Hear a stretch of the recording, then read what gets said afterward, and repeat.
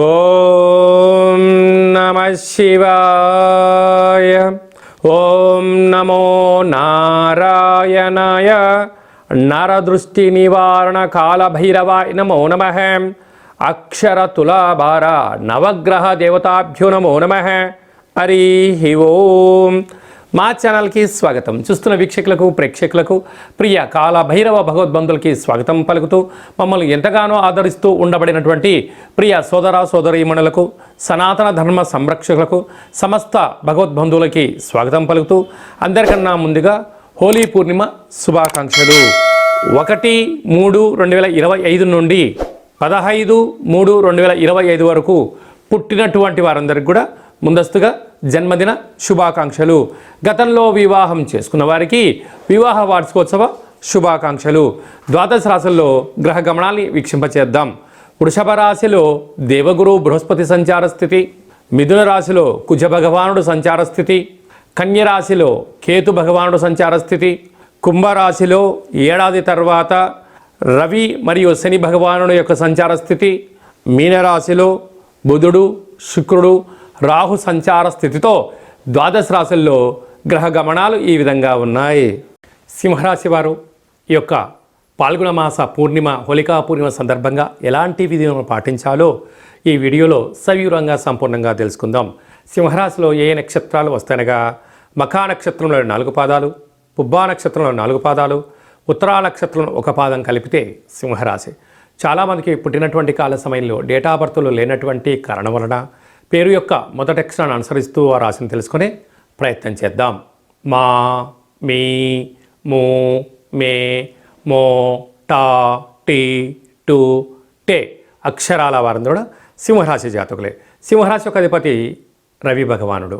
వీరికి 2వ స్థానంలో కేతు సంచార స్థితి, సప్తమంలో 30 సంవత్సరముల తర్వాత రవి చేత శని భగవానుడు సంచారము చేయడము, అష్టమంలో 3 గ్రహాల సంచార స్థితి ఉండడము, బుధుడు శుక్రుడు రాహు సంచార స్థితి ఉండడం వలన ప్రేమికుల మధ్య ఆటంకాలు, భార్యాభర్తల మధ్య విభేదాలు, దూరవాయు జల ప్రయాణాల్లో ఇబ్బందులు, లావాదేవీల విషయంలో ప్రభుత్వ అధికారులతో పోలీస్ స్టేషన్లు, కోర్టు అనేక రకాలైనటువంటి సమస్యలతో సతమతమయ్యే పరిస్థితి ఉంటుంది. కనుక ఈ వేల వీడియోల్లో ఈ వీడియో మీరు చూస్తున్నారు అన్నట్లయితే మీరు నవగ్రహ అక్షర తులాభార మహోత్సవ కార్యక్రమంలో పాల్గొనే సమయం ఆసన్నమైందని చెప్పి గుర్తుపెట్టుకోగలగాలి. మీరు కేవలం స్మరించడం వలన, అక్షరాలు రాసే తులాభారంలో పాల్గొనడం వలన గ్రహదోషము తొలగి గ్రహయోగం కలిగి ఈ యొక్క కొత్త పూర్ణిమకు వీడుకోలు పలుకుతూ కొత్త సంవత్సరానికి స్వాగతం పలుకుతూ రాబోయే సంవత్సరం అంతా కూడా మంచి కాలానికి నాంది పలకబోతున్నారని చెప్పి గుర్తుపెట్టుకోగలగాలి. అలాగనే రాజ్యస్థానంలో గురు సంచార స్థితి, ఏకాదశంలో కుజుడు సంచారం చేయడం వలన అన్నింటా విజయం సింహరాశి వారి సొంతం. మీ యొక్క ఆలోచనలు, మీ యొక్క ఫ్యూచర్ ప్లానింగ్స్, అనేక ఏదైతే కార్యక్రమాలు చేయాలనుకుంటున్నారో అన్నీ ధర్మబద్ధమైనటువంటివే. కాకపోతే కొందరు నీ చుట్టే చేరి నీకు భజన చేసి అప్పు తీసుకొని వెళ్ళి ఇవ్వకపోగా నీపైన 4 నిందలు వేసి అనేక రకాలుగా మిమ్మల్ని ఇబ్బంది పెట్టడానికి గ్రహ గమనాల్లో దోషమే అని చెప్పి గమనించాలి. వారు నీకు శత్రువులు కాదు, నువ్వు వారికి శత్రువు కాదు. కానీ కాలం కలిసి రాకపోతే తాడు పామ ఎలా కడుస్తుంటుందో సింహరాశి వారి పరిస్థితి కూడా అలా ఉంటుంది. అనగా స్వయం వృత్తులు, సేవారంగాలు, వ్యాపారాలు, ప్రభుత్వ ఉద్యోగ ప్రయత్నం చేసేవారు, ప్రైవేట్ రంగ సెక్టార్లో ఉండబడిన వారు, వ్యవసాయ సోదరి మనకందరికీ కూడా చాలా ఓపిక అవసరం. ప్రతి విషయాన్ని క్షుణ్ణంగా పరిశీలించి నిర్ణయాలు తీసుకోవడం ఉత్తమోత్తంగా భావించాలి. ఈ మార్చి మాసంలో అలాగనే పాల్గొన మాసంలో ముఖ్యమైనటువంటి తిథుల గురించి క్లుప్తంగా సవివరంగా సంపూర్ణంగా తెలుసుకుందాం. 6వ తారీఖున 3వ నెల 2025వ తారీఖున అక్షయ కాళభైరవాష్టమి. కనుక కష్టకాలంలో ఉన్నప్పుడు దైవనామస్మరణ చేయడం, ఆధ్యాత్మిక చింతన ఉండడం, గృహంలో దీపం వెలిగించడం వల్ల సకల అష్ట కష్టాలు తొలగిపోతాయని చెప్పి గమనించాలి. 13వ తారీఖున పాల్గొన మాస శుద్ధ పూర్ణిమ హోళికా పూర్ణిమ చేస్తూ ఉంటాం. కనుక కామద దహన కార్యక్రమంలో పాల్గొందాం, స్వామివారి యొక్క ఆశీస్సులు పొందుదాం, అఖండ అష్ట కష్టాలకు స్వస్తి పలుకుదాం. ఎందుకనగా రంగుల హేళి అంటే ఆట అని చెప్తూ ఉంటారు. అంటే సహజ సిద్ధమైనటువంటి రంగులతోనే దయచేసి అందరూ ఆడుకోండి, కలుషితం నీటితోనే ఆడుకోండి, కళల కొత్త ప్రపంచానికి స్వాగతం పలకబోతున్నాం. ఎందుకనగా ఈ సంవత్సరానికి చివరి పూర్ణిమ అవడం వలన రంగుల హోళీ అంటారు.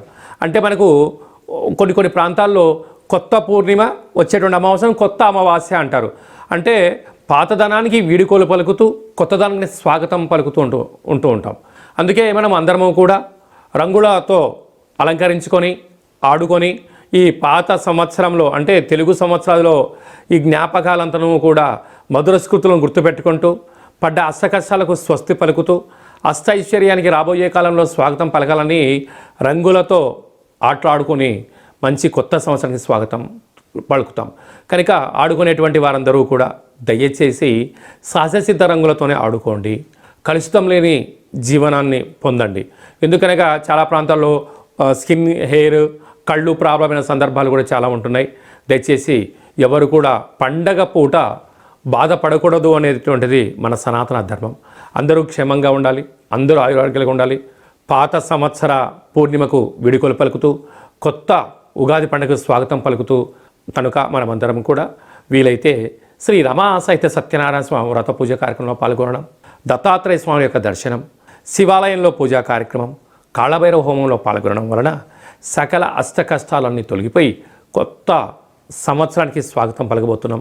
అందరికీ శుభం, జయం, లాభాన్ని భైరవ స్వామి ఆశించాలని కోరుకుందాం.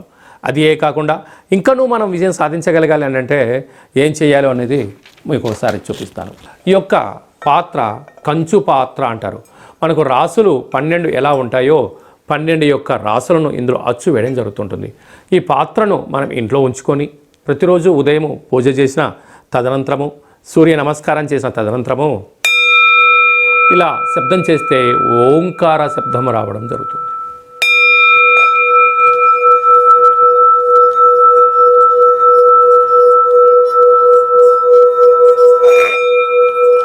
ఈ శబ్ద తరంగాన్ని ఇంట్లో సృష్టించడం వలన, ఓంకార శబ్దం వలన ఇంట్లో ఉండబడినటువంటి జ్యేష్ఠాదేవి అనగా దరిద్ర దేవత బయటికి వెళ్ళడం, లక్ష్మీమాత గృహంలోకి గళ్ళు గళ్ళుమంటూ రావడం జరుగుతుంది. కనుక ఈ కాళభైరవ స్వామికి అక్షయపాత్ర, కాళభైరవ స్వామికి పిరమిడ్లు, డాలరు, కంకణము మీకోసం ప్రత్యేకంగా కాళభైరవ హోమాన్ని చేయించి వీడియో కాల్ ద్వారా చూపించి 27 రకాల వస్తువులతో దిష్టి తీయించడం జరుగుతుందని చెప్పి కూడా గమనించాలి. అలాగే మనం నవగ్రహాల చేత బాధపడే వాళ్ళమందరము కూడా ఓ చిన్న రెమెడీ పరిహార కార్యక్రమాన్ని కూడా ఏర్పాటు చేయడం జరుగుతుంది. కళౌ వెంకటేశ్వర అంటారు. అంటే కలియుగ కాలంలో వెంకటేశ్వర స్వామిని స్మరించిన, ధ్యానించిన యోగదాయకం అని చెప్తారు. కనుక గ్రహదోషాలు, సకల దోషాలు తొలగిపోయి వాటిని నశింపజేసే శక్తి భగవంతుడికి ఉంటుంది. అలాగని మనకు ప్రతి నెలలో మనకు ఆదివారము, సోమవారము, మంగళవారం అని చెప్పి 4 మంగళవారాలు, 4 శనివారాలు లేక 5 సోమవారాలు వస్తూ ఉంటాయి. ఇలాంటి కాల సమయంలో ఆదివారం పూట సూర్య భగవానునికి స్మరించడం, 27 సార్లు నామాన్ని వ్రాయడం, సోమవారం పూట చంద్రుని స్మరించడం, 27 నామాలు రాయడం. ఇలాగ వారంలో 7 రోజులకు 9 గ్రహాలకు నామ ఇతి మంత్రియత అంటే నామాన్ని స్మరించడం, నామాన్ని వ్రాయడం వలన భగవంతుడి యొక్క ఆశీస్సులు మన మీద ఉంటాయి. ఈ ఆదివారం రాసినటువంటి పత్రాలను మన యొక్క దేవాలయంలో నవగ్రహ తులాభార, అక్షర తులాభార మహోత్సవ కార్యక్రమాన్ని ఏర్పాటు చేయడం జరిగింది. ఒకవైపు సూర్యభగవాను త్రాసులో కూర్చోబెట్టడం, మరోవైపు మనం రాసిన అక్షర పత్రాలను అందులో ఉంచి తులాభారం చేయడము, ధాన్యంతో తులాభారం చేయించి వీరందరికీ ప్రత్యక్ష ప్రసారాన్ని ఏర్పాటు చేయడం జరుగుతుంటుంది. కనుక కేవలం ఒక 108 నామములతో మనము రాసి మీరు పంపించినట్లయితే, ఈ రాయాలి అనుకుంటున్న వారందరూ కూడా ఈ కింద మనం సంప్రదించినట్లయితే ఈ రాసే పత్రాలను వాట్సాప్ ద్వారా కానీ కొరియర్ ద్వారా కానీ మీకు అందజేయడం జరుగుతుంది. రాసిన తర్వాత మళ్ళీ ఫోటో తీసి వాట్సాప్లో పంపిస్తే సూర్యగ్రహ దోషం ఉన్నప్పుడు సూర్యగ్రహ తులాభారంలో, శని భగవాను యొక్క దోషం ఉన్నప్పుడు శని భగవాను తులాభారంలో ప్రత్యక్ష ప్రసారాన్ని వీక్షింపజేయచ్చు, భగవంతుడి యొక్క ఆశీస్సులు పొందగలరు అని చెప్పి ఒక చిన్న విన్నపం. ఎందుకనక ప్రతిరోజు నిత్య నైతిక కార్యక్రమంలో 5 నిమిషాలు భగవంతుడి కోసం కేటాయిద్దాం, గ్రహ దోషాలు తొలగించుకుందాం, ఐశ్వర్యానికి ఆనందానికి స్వాగతం పలుకుదాం అనేటువంటిది చిన్న విన్నపం. అలాగనే మీ వ్యక్తిగత జాతకం తెలుసుకోవాలనుకుంటున్నారా? మీరు పుట్టినటువంటి తేదీ, నెల, సంవత్సరం, సమయం రాసి మీరు వాట్సాప్లో పంపించగలిగినట్లయితే 100 సంవత్సరాల జాతకాన్ని సవివరంగా సంపూర్ణంగా వ్రాసి పంపించి మీరు పుట్టినప్పుడు గ్రహ గమనాలు ఎలా ఉన్నాయి, ప్రస్తుతం ఎలా ఉంటున్నాయి, రాబోయే కాలంలో ఎలా ఉండబోతున్నాయో సవివరంగా తెలియజేయడం జరుగుతుంటుంది. మన దగ్గర అదే కాకుండా డేటా ఆఫ్ బర్త్లు లేనటువంటి వారికి మీ పేరు యొక్క మొదటి అక్షరాన్ని అనుసరిస్తూ రాశిని తెలియజేస్తూ రాశి యొక్క స్థితిగతులను మీకు తెలియజేస్తూ రమణ శాస్త్రం ద్వారా అనగా కాళ్ళ భైరవ ఉపాసన చేత గవ్వల ద్వారా భూత భవిష్యత్ వర్తమానాన్ని తెలియజేయడం జరుగుతుంది. అలాగే పుట్టినటువంటి పిల్లలకు ఆధ్యాత్మికమైన నామాలు ఎలా పెట్టాలో మీరు ఏమైనా సతమతమవుతుంటే ఆ పుట్టినటువంటి సమయాన్ని రాసి పంపించినట్లయితే ఆధ్యాత్మికమైన నామాలను కూడా మీకు రాసి పంపించడం జరుగుతుంది. అలాగనే ప్రేమికుల మధ్య విభేదాలు కానీ భార్యాభర్తల మధ్య ఆటంకాలు కానీ స్వల్పంగా ఉన్నప్పుడు చిలికి పెద్దగా చేసుకొని పోలీస్ స్టేషన్లు గొడవలు అంటూ విడిపోయే పరిస్థితి అలాగా తెచ్చుకోకుండా సమస్య ఎందుకు వస్తుంది, వాటిని నివారించడం ఎలా అనే విషయాన్ని తెలుసుకున్నట్లయితే మనం సంపూర్ణమైనటువంటి స్వామివారి యొక్క సేవలో ఆధ్యాత్మిక చింతనగా ఉంటూ దైవనామాన్ని స్మరించడం వలన మిమ్మల్ని అద్భుతమైనటువంటి ఈ కష్టాలకు స్వస్తి పలికి ఐశ్వర్యం స్వాగతం ఎలా పలకాలో తెలియజేయడం జరుగుతుంది. కనుక ఆసక్తి గలవారు ఈ కింద మంది అపాయింట్మెంట్ తీసుకొని సంప్రదించగలరు. అందరికీ శుభం, జయం, లాభం జరగాలని కోరుకుంటూ కొత్త పూర్ణిమకు స్వాగతం పలుకుతూ ఈ సంవత్సరానికి విడుకోలు పలుకుతూ రంగుల హోళీ శుభాకాంక్షలు మరొకసారి అందరికీ ఆశీర్వచనం. శతమానం భవతి శతాయు పురుష సతేంద్రియ ఆయుష్యేవేంద్రియే ప్రతిష్టతి. ధనం ధాన్యం బహుపుత్రలాభం శత సంవత్సరం దీర్ఘమాయు. సర్వే జనా సుఖినో భవంతు. లోకా సమస్తా సుఖినో భవంతు. సర్వం నవగ్రహ దేవత అక్షరతులాభార దేవతార్పణమస్తు. హరి ఓం. ఈ వీడియో మీకు నచ్చినట్టయితే లైక్ చేయండి, షేర్ చేయండి, మా ఛానల్ని సబ్స్క్రైబ్ చేసుకోండి. మేము చేస్తున్న ఆధ్యాత్మిక వీడియోలు అందరికన్నా ముందుగా మీరు వినాలి అనుకుంటున్నట్టయితే ఆలనా బటన్ తెలియచేయండి.